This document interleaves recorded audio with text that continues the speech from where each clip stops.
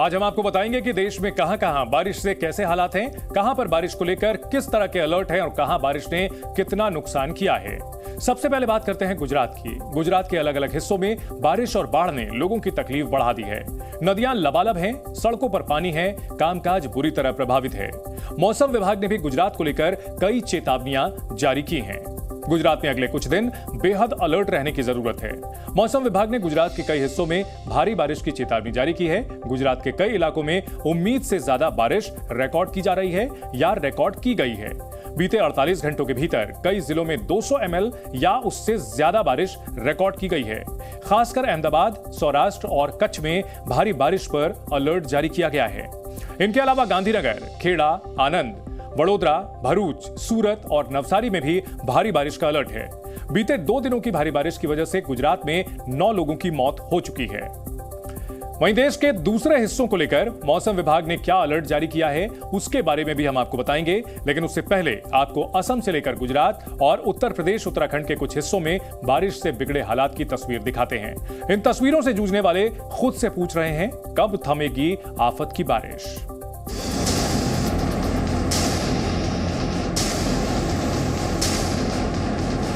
आफत,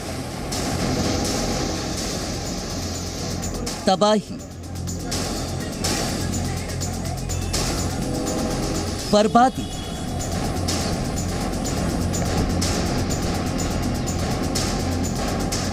मैदान से लेकर पहाड़ तक, गुजरात से लेकर उत्तराखंड तक, दिल्ली से लेकर मध्य प्रदेश तक, आसमान से बरस रही बूंदों ने तबाही की ऐसी प्लानिंग की है मानो ये बूंदें सब कुछ बर्बाद करके ही दम लेंगी। उत्तर भारत के कुछ हिस्सों को भले ही अभी भी बारिश का इंतजार हो, लेकिन कुछ जगहों पर बारिश ऐसे बरस रही है मानो सब कुछ तबाह हो जाएगा। सबसे पहले बारिश से उपजे सैलाब के सितम की आपको असम से आई विनाशकारी तस्वीरें दिखाते हैं, जहां आने वाले दिनों में भी बारिश का सितम थमता नहीं दिख रहा। असम में आसमान से ऐसी बूंदें बरस रही हैं जिसने गांव के इस हिस्से को टापू में बदल दिया है। इन घरों को देखकर कहना मुश्किल है कि ये जमीन पर हैं या फिर यहां जिंदगी टापू पर गुजर रही है। समूचा गांव बारिश के बाद आई बाढ़ में डूब गया है। ये घर कुछ ऊंचाई पर थे, सो टापू की शक्ल में नजर आ रहे हैं। बाकियों का कोई अता पता नहीं और यहां भी जाने के लिए नाव चलानी पड़ रही है, तो बाकियों की जिंदगी सड़कों पर यहां गुजर रही है। यह असम के बारपेटा में बाढ़ से उपजा मंजर है, जहां बहुत से गांवों के लोग इसी तरह सड़कों के किनारे रहने को मजबूर हैं। घर डूब चुके हैं, फसलें बर्बाद हो चुकी हैं। जिन जगहों पर घरों का पानी उतर गया है वहां भी जीना आसान नहीं है। हम लोग का बहुत सामान नुकसान हो गया, कितना सामान में पानी में बिक गया और तो नहीं है, का भी खरीद करना पड़ेगा। हम लोग रोड पे 1 सप्ताह में हो गया, 1 सप्ताह ज़्यादा भी हो गया। ये घर का आधा चीज़ ही नहीं है। अच्छा, तो ये चावल, धान, ये सब कुछ तो भीग वो नदी में भीग गया था, वो पानी में। अब असम के बाद आपको करीब 3000 किलोमीटर दूर गुजरात लेकर चलते हैं। वहां के नवसारी से आई 3 तस्वीरें देखिए। तीनों तस्वीरें अलग अलग, लेकिन तीनों में सितम, दर्द एक जैसा।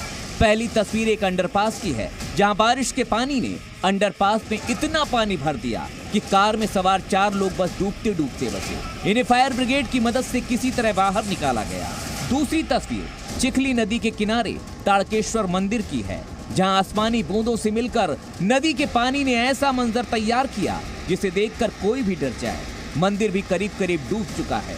और तीसरी तस्वीर नवसारी के शहरों की है। ऐसा समझना मुश्किल है कि सड़कों पर पानी है या फिर पानी के किनारे घर, दुकान, मकान बसा दिए गए हैं। गाड़ियों से चलना मुश्किल है क्योंकि ऐसी बारिश में जानलेवा गड्ढों का खतरा भी बढ़ जाता है। लगातार हो रही बारिश ने जिंदगी तबाह कर दी है। अगली 3 तस्वीरें भी गुजरात की ही हैं। पहली तस्वीर राजकोट की है, जहां आफती बारिश की चपेट में आकर 3 सैलानियों की जान पर बनाई थी। गनीमत रही कि तय समय पर इनको गांव के सरपंच और फायर ब्रिगेड की मदद से बाहर निकाल लिया गया। दूसरी तस्वीर गुजरात के डांग में गिरमल वाटरफॉल की है। वाटरफॉल में पानी की धारा ऐसे उफन रही है जिसमें फंसकर किसी के भी जीवित बचने की उम्मीद बेमानी हो सकती है। और तीसरी तस्वीर जूनागढ़ की है, जहां बारिश से डैम के ओवरफ्लो होने के साइड इफेक्ट्स सड़कों पर दिख रहे हैं। जिन घरों में बारिश से गर्मी की निजात की उम्मीद थी, वहीं बारिश का पानी लोगों के घरों में घुसकर परेशान कर रहा है। मध्य प्रदेश में भी आने वाले 2 दिन बारिश के लिहाज से बेहद खतरनाक हैं। वहां अभी हालात कैसे हैं, उसके लिए ग्वालियर के अस्पताल की तस्वीरें ही काफी हैं। अस्पताल के अंदर मरीजों के बजाय पानी का कब्जा है, जिसका इलाज किसी के पास नहीं है। घुटनों तक पानी प्रशासन की नाकामी भी बता रहा है। तो हालात रीवा में भी खराब हैं। यहाँ नदी नाले सब उफान पर हैं। ये युवक नदी में आए उफान में फंस गया था, लेकिन गनीमत रही कि इसकी जान बच गई। अभी हाल फिलहाल पश्चिमी मध्य प्रदेश के इलाकों पे या नॉर्थ वेस्ट मध्य प्रदेश का जो इलाका है, वहाँ पर एक कम दबाव का क्षेत्र बना हुआ है और उसका जो अपर एयर का जो चक्रवात है उससे जुड़ा हुआ वो 7.8 किलोमीटर अपर एटमॉस्फेयर में एक्सटेंडेड है। उसी की वजह से पूरे पश्चिमी मध्य प्रदेश के इलाकों में काफ़ी क्लाउडीनेस देखने को मिल रही है। बारिश से समूचा उत्तर भारत बेहाल है। कहीं बारिश घर में रुकने के लिए मजबूर कर रही है, तो कहीं बारिश जान पर भारी भी पड़ रही है। दिल्ली में बारिश एक ऑटो ड्राइवर की जान पर भारी पड़ गई। वजीराबाद रोड के सर्विस रोड पर निर्माणाधीन फ्लाईओवर के पास पानी से भरे एक गड्ढे में डूबकर ऑटो चालक की मौत हो गई। यूपी में भी बारिश से हालत खराब है।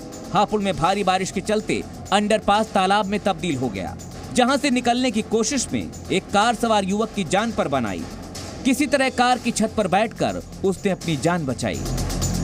तो फतेहपुर में बाइक से जा रहा एक नवविवाहित जोड़ा पानी से भरे गड्ढे में गिर गया। स्थानीय लोगों ने किसी तरह दोनों को बाहर निकाला। बारिश से मैदान सिसक रहे हैं तो पहाड़ भी दरक रहे हैं। ये खौफनाक तस्वीरें उत्तराखंड के पिथौरागढ़ की हैं, जहां बारिश के चलते भूस्खलन से बड़े बड़े पत्थर सड़कों पर आ गए। गनीमत रही कि खतरे को देखते हुए वहां पहले ही ट्रैफिक रोक दिया गया था। हिमाचल प्रदेश में भी बारिश से जिंदगी बेहाल है। मानसूनी बारिश से नुकसान और तबाही का मंजर साफ नजर आता है। मौसम के जानकारों की माने तो अभी ये ट्रेलर भर है। मुसीबत अभी थमी नहीं है, इसीलिए कहीं भी बाहर जाएं तो प्लान करके जाएं, क्योंकि कुदरत के सितम के आगे हर तैयारी फीकी पड़ सकती है। ऐसे में सावधानी ही सबसे बड़ा बचाव। ब्यूरो रिपोर्ट, जी मीडिया। वहीं देश के दूसरे हिस्सों पर मौसम विभाग ने क्या अलर्ट दिए हैं, उसके बारे में भी हम आपको बताते हैं। महाराष्ट्र और मध्य प्रदेश में भी मौसम विभाग ने बारिश पर ऑरेंज अलर्ट जारी किया है। खासकर मध्य प्रदेश के कई जिलों में अगले 48 घंटे तेज बारिश हो सकती है। मध्य महाराष्ट्र में भी 5 जुलाई और छत्तीसगढ़ में 4 और 5 जुलाई को तेज बारिश का अनुमान है। मुंबई में भी तेज बारिश का अलर्ट है। इसी तरह सिक्किम, असम, मेघालय, अरुणाचल प्रदेश में भी अगले 5 दिन भारी बारिश होने की आशंका जताई गई है। दूसरी तरफ गोवा में 4 जुलाई तक भारी से बहुत भारी बारिश की उम्मीद जताई गई है और वहां पर मछुआरों को समंदर में न जाने की सलाह दी गई है। वहीं असम में एक बार फिर से भारी बारिश का अलर्ट जारी किया गया है। वहां 12 जिले बाढ़ से प्रभावित हैं। असम में बाढ़ से तकरीबन 43,000 लोग प्रभावित हैं। हालांकि अब इनमें धीरे धीरे कुछ कमी आई है, लेकिन इन सब के बीच एक बार फिर तेज बारिश के अलर्ट से असम के लोगों की परेशानी बढ़ सकती है। वहीं पहाड़ी राज्य उत्तराखंड में भी मौसम का मिजाज बड़ी चेतावनी दे रहा है। उत्तराखंड में 5 जुलाई तक भारी बारिश का अलर्ट है। टिहरी में भारी बारिश के चलते 4 सड़कें बंद बताई गई हैं। बागेश्वर में भी एक मोटर मार्ग प्रभावित है। चमोली में करीब 60 छोटे बड़े रास्ते बंद हैं। नैनीताल में 2 राज्य सड़कें और 7 मोटर मार्ग बंद हैं।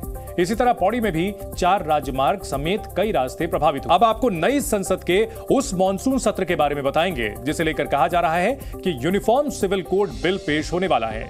यूनिफॉर्म सिविल कोड को लेकर स्थिति धीरे धीरे स्पष्ट होती जा रही है। यूसीसी पर प्रधानमंत्री नरेंद्र मोदी के बयान के बाद से ही इस बात की संभावना बढ़ गई थी कि इस मॉनसून सत्र में सरकार यूसीसी बिल ला सकती है।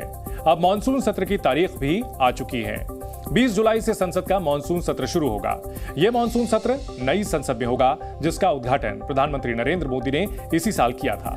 नई संसद का यह पहला सत्र भी होगा। 11 अगस्त तक चलने वाले मॉनसून सत्र में ही यूसीसी बिल लाया जाएगा, इस बात की पूरी संभावना है। संसद की स्थायी समिति ने इस मुद्दे पर 3 जुलाई को बैठक बुलाई है, जिसमें लॉ कमीशन और कानून मंत्रालय के अधिकारी भी शामिल होंगे। लॉ कमीशन लोगों से यूसीसी पर सुझाव मांग रहा है। अब तक 8.5 लाख लोगों ने इसमें अपने सुझाव दिए हैं। वहीं विपक्ष यूसीसी बिल को 2024 चुनाव का एजेंडा बता रहा है। कांग्रेस समेत तमाम विपक्षी पार्टियां कह रही हैं कि 2024 का चुनाव आ रहा है, इसलिए बीजेपी को यूनिफॉर्म सिविल कोड की याद आ रही है। आज शाम 10 जनपद पर कांग्रेस की बैठक थी। सोनिया गांधी के आवास पर हुई बैठक में कांग्रेस अध्यक्ष मल्लिकार्जुन खड़गे, शशि थरूर, पूर्व कानून मंत्री सलमान खुर्शीद, पी चिदम्बरम, रणदीप सुरजेवाला, जयराम रमेश और मनीष तिवारी समेत कांग्रेस के कई वरिष्ठ नेता मौजूद रहे। बैठक में मणिपुर हिंसा समेत कई मुद्दों पर चर्चा हुई। इनमें से एक मुद्दा यूनिफॉर्म सिविल कोड भी था। बैठक के बाद कांग्रेस नेता जयराम रमेश ने प्रेस कॉन्फ्रेंस की और उन्होंने बैठक में हुई बातचीत के बारे में जानकारी दी। जून को हमने यूनिफॉर्म सिविल कोड जो लॉ कमीशन ने एक नोटिस जारी की थी 14 जून को कि उन्होंने जनता से और विभिन्न संस्थाओं से अपने विचार मांगे थे।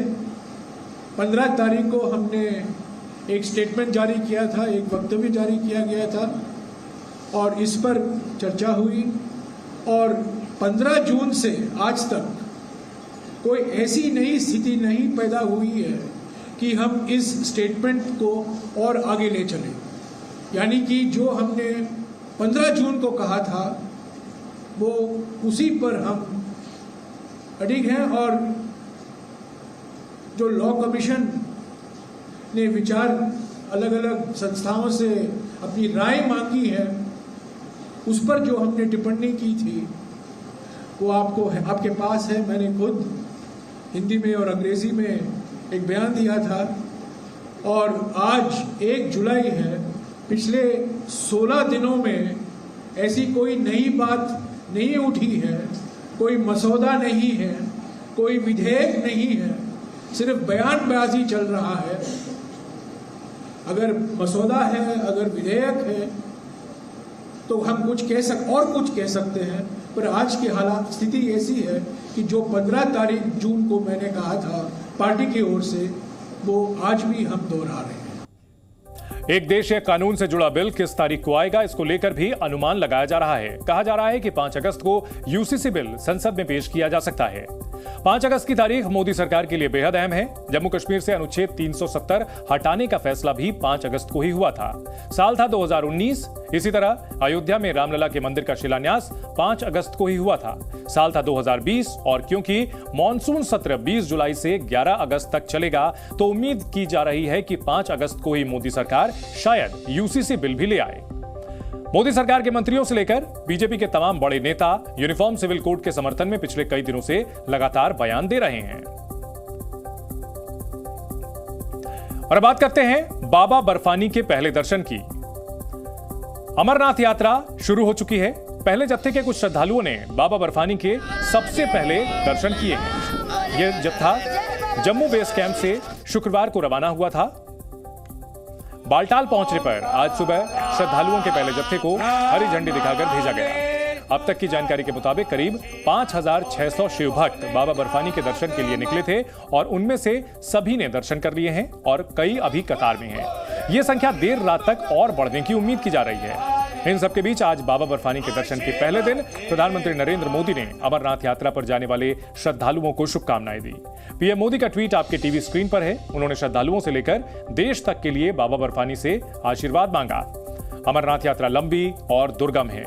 जम्मू कश्मीर में आतंकी घटनाओं को देखते हुए यात्रा के लिए इस बार भी सुरक्षा के विशेष इंतजाम किए गए हैं। अमरनाथ यात्रा पर क्या क्या तैयारियां हैं, हम उसके बारे में आपको बताते हैं। सुरक्षा के लिए करीब 60,000 सुरक्षाकर्मी तैनात किए गए हैं। उनसे इतर सीआरपीएफ के 40,000 अतिरिक्त जवान भी तैनात किए गए हैं। सुरक्षा के इस पूरे घेरे में Jammu Kashmir police, BSF, SSB तीनों शामिल हैं। इस मजबूत सुरक्षा घेरे में अनंतनाग से गुफा तक जाने वाले दोनों ही रास्तों पर सुरक्षा के पुख्ता इंतजाम हैं। इनसे इतर डिजास्टर मैनेजमेंट, एसडीआरएफ, एनडीआरएफ की टीमें भी तैनात हैं। सुरक्षित यात्रा के लिए नवीनतम तकनीक का इस्तेमाल किया जा रहा है, जिसमें रेडियो फ्रीक्वेंसी से यात्रियों की टैगिंग की सुविधा भी रखी गई है। इसके जरिए यात्रियों की संख्या की जानकारी रहेगी। हर दिन तकरीबन 15,000 भक्तों के लिए दर्शन की सुविधा रखी गई है, जिनके लिए 100 से ज्यादा लंगर लगाए गए हैं। इसके साथ साथ हेलीकॉप्टर की भी व्यवस्था की गई है।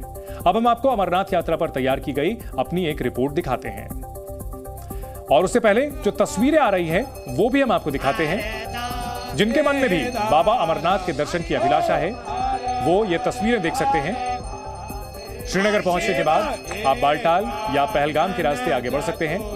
अमरनाथ तक पहुंचने के रास्ते में बालटाल सबसे छोटा रास्ता है लेकिन थोड़ा कठिन है। पहलगाम ट्रैक काफी लंबा और कठिन है।